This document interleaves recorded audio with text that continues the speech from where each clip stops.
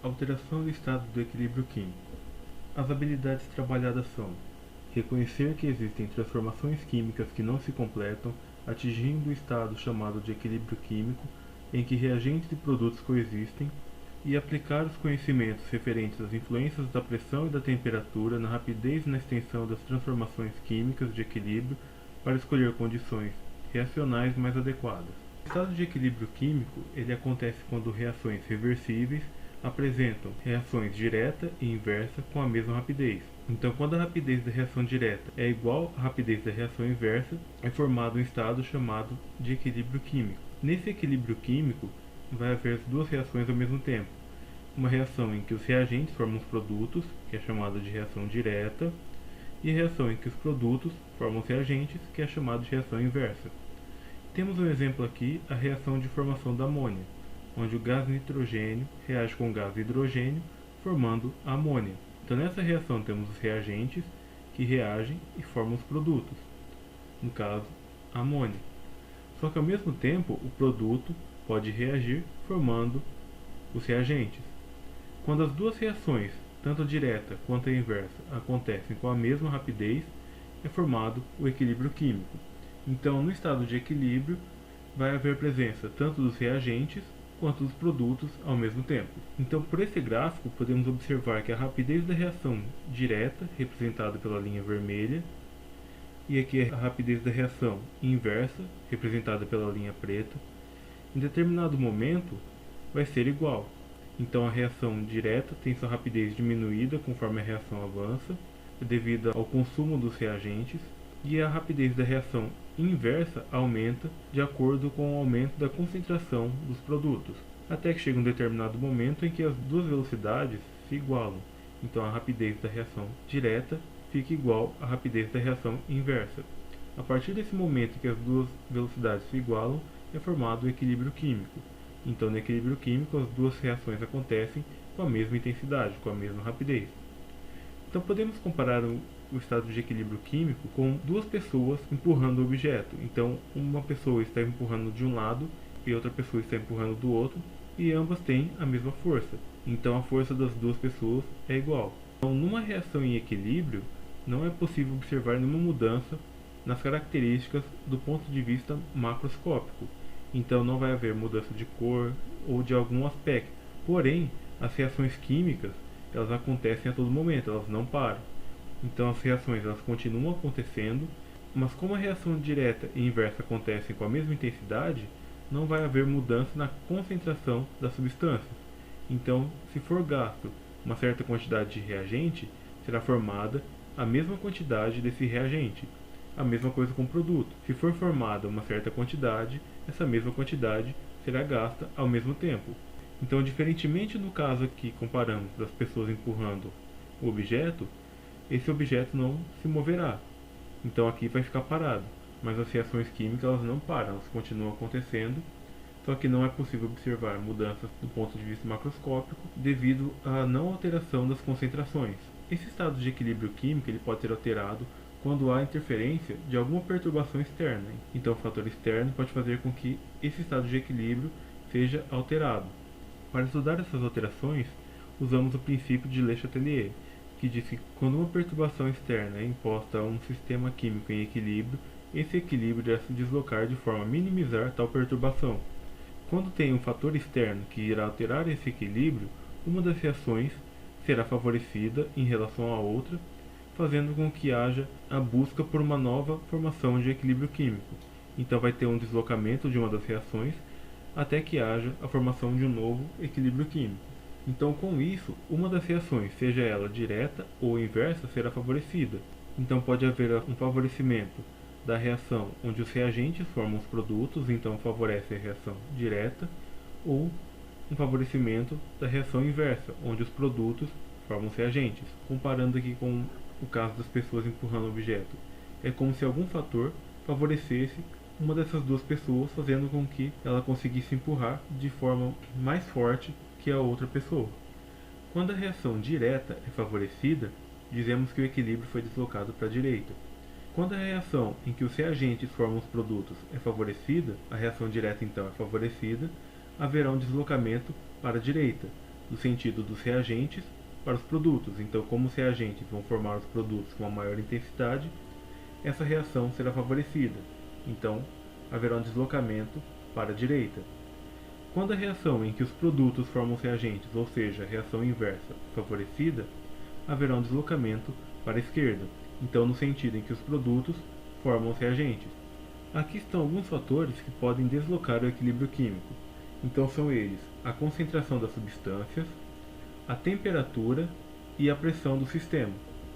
Falaremos inicialmente do efeito da concentração. Então, um aumento ou uma diminuição da concentração das substâncias pode causar uma alteração no estado de equilíbrio. Então, no caso do aumento da concentração de uma substância, haverá um favorecimento da reação em que essa substância será consumida. Quando há um aumento na concentração de um reagente, a reação em que ele é consumida, ou seja, a reação direta, será favorecida. Então, se aumentar a quantidade de reagente, essa reação em que ele é consumido, então a reação em que há a formação dos produtos, será favorecida. Então haverá um deslocamento do equilíbrio para a direita. Isso acontece porque a quantidade de reagentes aumentou, as colisões, a reação entre as partículas do reagente acontece mais facilmente do que as reações das partículas dos produtos. Então, com isso, a reação direta acontece mais facilmente. Quando há aumento na concentração de um dos produtos, a reação inversa é favorecida. Se aumentar a quantidade de um dos produtos, haverá um deslocamento para a esquerda. Então, a reação inversa dos produtos formando os reagentes será favorecida. Então, se aumentou a quantidade de produto, vai favorecer a reação em que ele é consumido. Então, a reação inversa. Isso acontece porque a quantidade de produtos presentes aumentou. A reação em que os produtos são gastos acontece mais facilmente do que a reação em que os reagentes são gastos. Então, a reação inversa acontece mais facilmente. Então, se há mais reagentes, essa reação onde os reagentes são consumidos acontece mais facilmente e a reação direta é favorecida. Quando comparamos com o caso onde as pessoas estão empurrando o objeto, se aumentamos a quantidade de reagentes, é como se a gente colocasse mais uma pessoa aqui para empurrar esse objeto. Então, tendo aqui uma quantidade maior de pessoas, vai ficar mais fácil de empurrar nesse sentido. Se aumentamos aqui a quantidade de reagentes, haverá um favorecimento em relação à quantidade de produtos. Então, essa reação acontece mais facilmente nesse sentido, na reação direta. Quando há um aumento na quantidade de produtos, então se tem mais produtos, eles vão reagir mais facilmente do que os reagentes. Então é como se colocasse mais uma pessoa aqui desse lado onde estão os produtos. Então nessa comparação, colocamos mais uma pessoa do lado dos produtos. Se tem uma quantidade maior desse lado agora, vai ser mais fácil de empurrar para esse sentido. Então se aumentamos a quantidade dos produtos, esses produtos reagirão mais facilmente, então haverá um favorecimento da reação inversa. Então haverá um deslocamento nesse sentido, no caso para a esquerda. Quando há uma diminuição na concentração de uma substância, será favorecida a reação em que essa substância ela é formada. Então, se diminuir a quantidade, diminuir a concentração de um reagente, a reação inversa será favorecida. Então, se tirarmos uma certa quantidade de reagente, então se diminuir a concentração desses reagentes, a reação inversa é favorecida, então há um deslocamento para a esquerda. Isso acontece porque vai haver mais partículas dos produtos disponíveis, então a reação em que os produtos são gastos acontece mais facilmente do que a reação em que os reagentes são gastos, então a reação inversa acontece mais facilmente. Quando há uma diminuição na concentração de um dos produtos, a reação direta é favorecida. Então, se tirarmos aqui os produtos, então se essa concentração diminui, vai haver mais reagentes disponíveis, então esses reagentes reagem mais facilmente e essa reação será deslocada para a direita. Então a reação direta acontece mais facilmente. Então, quando há uma diminuição dos reagentes, os produtos reagem mais facilmente, favorecendo a reação inversa. Então, na nossa comparação, se tirarmos os reagentes, ficará mais fácil os produtos reagirem. Então, será mais facilmente empurrado, será deslocado nesse sentido. Quando há uma diminuição na concentração dos produtos, os reagentes, que estarão em maior quantidade nesse caso, reagem mais facilmente, então a reação direta é favorecida. Então, se for retirado aqui do lado dos produtos, vai ser mais fácil deslocar nesse sentido, no caso, deslocar para a direita. Então, quando há um aumento na concentração de uma substância, como ela vai estar em maior quantidade, a reação em que ela é consumida acontece preferencialmente. Quando há uma diminuição na concentração de uma substância, como essa substância está em menor quantidade, a reação em que ela é formada acontece mais facilmente. Falaremos agora então do efeito da temperatura. Esse efeito da temperatura depende do tipo de reação, se a reação é endotérmica ou exotérmica. Então, as reações exotérmicas são aquelas que liberam energia. Então, o nível de energia dos reagentes será maior do que o nível de energia dos produtos, pois nesse caso ocorre a liberação de energia. Então, parte da energia que estava aqui com os reagentes será perdida. Então, a energia dos produtos é menor. Como essa energia é liberada, a gente pode montar uma equação química colocando os reagentes, formando produtos e a energia que foi liberada. Já as reações endotérmicas absorvem energia. Então a energia aqui dos reagentes ela é menor do que a energia dos produtos. Então os reagentes absorvem energia para chegar aqui no nível dos produtos. Para montar a equação química, colocamos os reagentes juntamente com a energia, formando os produtos. Então, numa reação endotérmica, a energia é colocada junto com os reagentes. Na reação exotérmica, a energia é colocada junto com os produtos. O efeito da temperatura ele é parecido com o efeito da concentração, como se a energia fosse considerada como uma substância, ou um reagente, ou um produto. Um aumento da temperatura ou uma diminuição da temperatura influenciará a energia nas reações. Então, o aumento na temperatura, fornecendo mais energia, favorece a reação em que essa energia é absorvida ou consumida. Nas reações endotérmicas, um aumento da temperatura, então fornecendo mais energia, a reação direta é favorecida. Então, se colocarmos mais energia aqui, que está do lado dos reagentes, a reação direta acontece mais facilmente, então haverá um deslocamento para a direita. Então, como ocorre um aumento aqui do lado dos reagentes, a reação em que esse reagente será gasta acontece mais facilmente. Nas reações exotérmicas, quando há um aumento da temperatura, a reação inversa é favorecida. Então, se aumentarmos aqui a quantidade do lado dos produtos, essa reação onde os produtos são gastos, formando os reagentes, acontece facilmente, então há um deslocamento para a esquerda, então a reação inversa é favorecida. Nesses casos, a energia pode ser considerada como se fosse uma substância. Então, se estamos aumentando a temperatura, aumentamos a energia, no caso da reação endotérmica, é como se estivesse colocando mais reagente. Então, se está aumentando aqui a quantidade do lado dos reagentes, eles vão ter mais facilidade de empurrar para a direita. Então, a reação direta será favorecida. Já numa reação exotérmica, um aumento da temperatura é como se estivéssemos colocando mais produtos. Como a quantidade aqui do lado dos produtos aumentou, a reação inversa, a reação onde os produtos são gastos, acontece mais facilmente, então a reação inversa é favorecida, deslocando esse equilíbrio para a esquerda. Já uma diminuição da temperatura favorece a reação em que a energia ela é liberada, ou seja, ela é formada.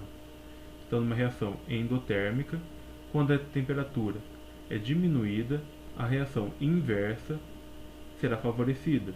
Então, se tirarmos a temperatura, diminuiremos a energia, então diminuiremos a quantidade que tem do lado dos reagentes, então a reação dos produtos formando os reagentes acontece mais facilmente. Então haverá um deslocamento para a esquerda. Já numa reação exotérmica, quando a temperatura é diminuída, a reação direta será favorecida. A energia está agora do lado dos produtos. Se diminuirmos essa energia, haverá uma diminuição do lado dos produtos. Com isso, a reação direta, em que os reagentes formam os produtos, acontece preferencialmente. Então haverá um deslocamento para a direita com o favorecimento da reação direta. Então, numa reação endotérmica, quando a energia está do lado dos reagentes, quando há uma diminuição dessa energia, uma diminuição da temperatura, parte dos reagentes é como se fosse retirada, então a reação dos produtos será favorecida. Então a reação inversa, então os produtos vão reagir mais facilmente, então haverá um deslocamento para a esquerda, no sentido de que os produtos formam os reagentes. Então é como se os produtos empurrassem aqui para a esquerda. Já quando ocorre uma diminuição da temperatura numa reação exotérmica, é como se tirássemos os produtos, então a reação direta, em que os reagentes formam os produtos, acontece mais facilmente. Então, se tirarmos aqui do lado dos produtos, vai haver um deslocamento para a direita. Então, a reação direta será favorecida porque os reagentes reagirão mais facilmente. Então, quando aumentamos a temperatura, o lado que possui energia será consumido mais facilmente. Então, haverá um favorecimento na reação em que a energia será consumida, será gasta. Já uma diminuição da temperatura, haverá um favorecimento da reação em que a energia será liberada. Então, o lado que possuir energia será mais facilmente formado. Por último, falaremos sobre o efeito da pressão. Esse efeito da pressão ele acontece principalmente quando temos sistemas gasosos, onde os reagentes e produtos estão no estado gasoso. O aumento da pressão favorece a reação que forma a menor quantidade em mol de substâncias. Então, o aumento da pressão vai fazer com que as partículas estejam cada vez mais próximas. Então, é como se estivéssemos apertando, espremendo as substâncias. Com isso, vai favorecer o lado que tem menos partículas. Então, temos aqui um exemplo da reação em que o dióxido de nitrogênio reage formando o tetróxido de dinitrogênio. Essa reação é reversível, então acontece nos dois sentidos e pode entrar em equilíbrio. Então, do lado dos reagentes aqui, do lado do dióxido de nitrogênio, temos o coeficiente estequiométrico 2. Então, é como se tivesse 2 mol. Já do lado dos produtos, do tetróxido de dinitrogênio, não tem nenhum coeficiente. Então, o coeficiente nesse caso é 1. Então, do lado dos reagentes, temos 2. Do lado dos produtos, temos 1. Então, o aumento na pressão, é como se estivéssemos apertando, vai favorecer a reação que vai formar uma quantidade menor. Então, vai favorecer a reação que forma um volume menor. Então, nesse caso, como aqui do lado dos reagentes tem 2 e dos produtos tem 1, a reação direta acontece mais facilmente. Então, vai ocorrer um favorecimento da reação direta. Então, haverá um deslocamento para a direita, uma vez que a quantidade em mol vai diminuir para a reação direta. Como a reação inversa acontece um aumento na quantidade em mol, essa reação inversa será desfavorecida. Já uma diminuição da pressão favorece a reação que forma maior quantidade em mol de substância. Então, uma diminuição da pressão é como se parássemos de apertar. Então, essa diminuição da pressão afasta as partículas cada vez mais. Com isso, haverá um favorecimento do lado que possui mais partículas. Então, utilizando aqui o mesmo exemplo, a mesma reação, a reação inversa, onde os produtos formam os reagentes, será favorecida, uma vez que aqui a gente tem uma quantidade de 1 e aqui tem 2. Então, se diminuir a pressão, vai favorecer o lado que vai formar mais partículas. Então, no caso, seria a reação inversa, onde os produtos formam os reagentes. Então, o aumento na pressão favorece a formação de uma quantidade menor em mol, já a diminuição da pressão favorece a reação que forma uma quantidade maior em mol de substâncias.